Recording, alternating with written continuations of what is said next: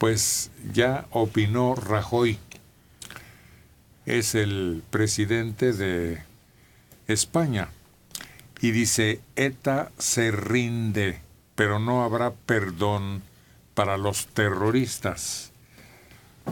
Las calles del País Vasco se van limpiando poco a poco de la propaganda etarra que predominó durante 4 décadas. El gobierno español subrayó que ETA no encontrará ningún resquicio para la impunidad, pese a los sucesivos mensajes sobre la disolución, a los que la organización separatista sumó un comunicado y un video. Después de casi 60 años de existencia, con más de 850 muertos, ETA confirma su disolución. En su último mensaje, la organización terrorista señala que ha ratificado su propuesta de la conclusión de ciclo histórico y la función de la organización. Por eso da por concluida toda su actividad política. Pero, ¿y las víctimas y los actos terroristas que quedaron sin castigo? Aún existen más de 300 crímenes de ETA sin esclarecer, además de víctimas desaparecidas. La banda terrorista no puede encontrar ninguna vía para la impunidad de sus crímenes, dice Rajoy. Nada les debemos, nada les daremos. Y hay una organización que se llama Víctimas del Terrorismo, que también está pugnando porque estos crímenes no se olviden. La tiene difícil Rajoy, a ver cómo cumple.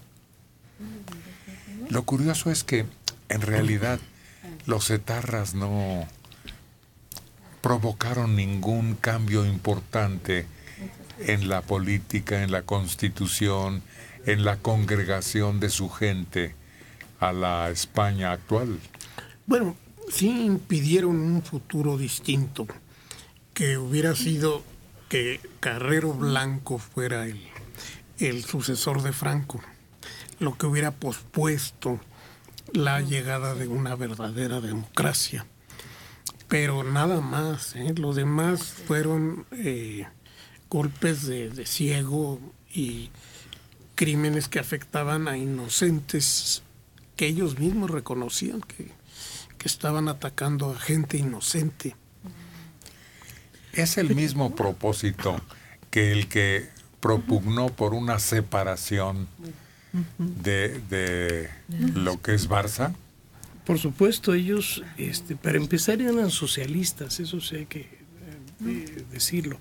Pero además, desde luego, España es un país, pero no es una nación, porque los sentimientos de diversas regiones no son que se sientan españoles.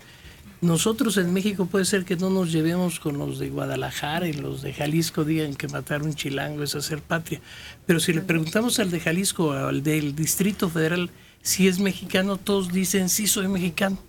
Los vascos no, ni los catalanes. Hay muchos que dicen yo no soy vasco, yo no soy español, yo soy vasco, etcétera, etcétera. Entonces los sentimientos son muy difíciles, muy diferentes y son separatistas. Por ejemplo, son más unidos con Francia. Uno por la frontera francesa del norte, siendo vasco podía pasar de un lado al otro sin pasaporte, porque le decían, oye, pero es que tú no eres, tú eres vasco, entonces eres vasco de este lado y de aquel lado. Por eso era tan difícil agarrar a la ETA, porque se pasaba del lado de Francia. Pero evidentemente sus sentimientos eran separatistas. Había una idea medio esotérica de que eran invasores de otro mundo, ¿se acuerdan? Pues sí, pero Sí, se manejó. No sé. Por el idioma. No, pero el idioma es un idioma muy primitivo. Es decir, que estaba ahí en España cuando llegaron los celtas y después que llegaron los romanos y luego los bárbaros, los germánicos, los visigodos. Entonces sí queda una serie de tapete sobre tapete que son los nuevos idiomas que traían, y ahí en un triangulito se ve el lenguaje más antiguo que había en España, que tiene que ver con el vasco.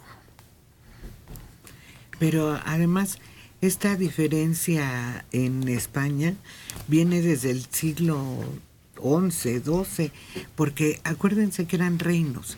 Era el reino de León, el de Castilla, el de Aragón, y cada uno tenía características muy especiales.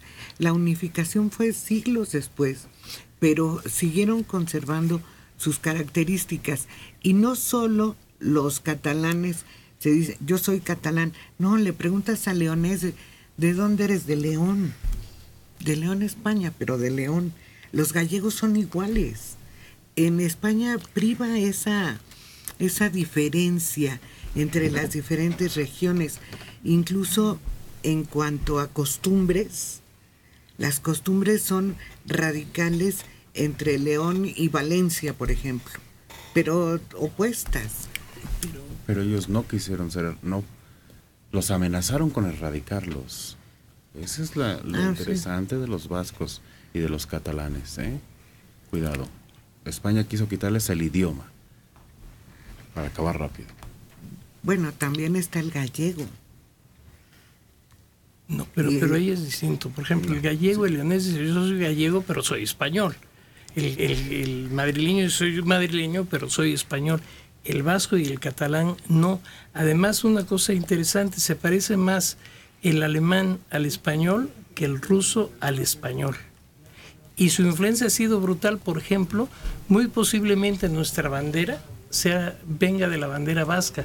Iturbide era vasco. Iturbide quiere decir camino de la fuente en vasco. Y los colores de la bandera son los mismos colores que la icurriña vasca, que eran los colores sagrados de los vascos. Entonces, cuando escoge nuestra bandera, él que era vasco dice, pero voy a poner los colores de los vascos. Ya se fueron hasta la cocina. Mejor incluyan a los gitanos ahí. No, porque esos estaban de otro lado, esos llegan a España. Esos no son de ahí. Pero ya cobraron territorio. Sí, claro. Y pusieron un pie bien firme, tanto que es una influencia terrible la de este grupo Gitanerías. Sí, cómo no. Sobre todo el espíritu del andaluz tiene que ver mucho con el gitano. Por eso el poeta granadino es sobre todo un poeta gitano. Y de los gitanos que se decían venían de Egipto y por eso se llaman egipcianos, y de ahí viene la palabra gitano, nos viene el falsete huasteco, porque la música de los gitanos, el canto de los gitanos era un canto microtonal, donde no utilizaba los 12 tonos pitagóricos, sino que utilizaba unos microtonos que utilizamos nosotros aún, sobre todo en Veracruz y en Tamaulipas, cuando cantamos con el falsete.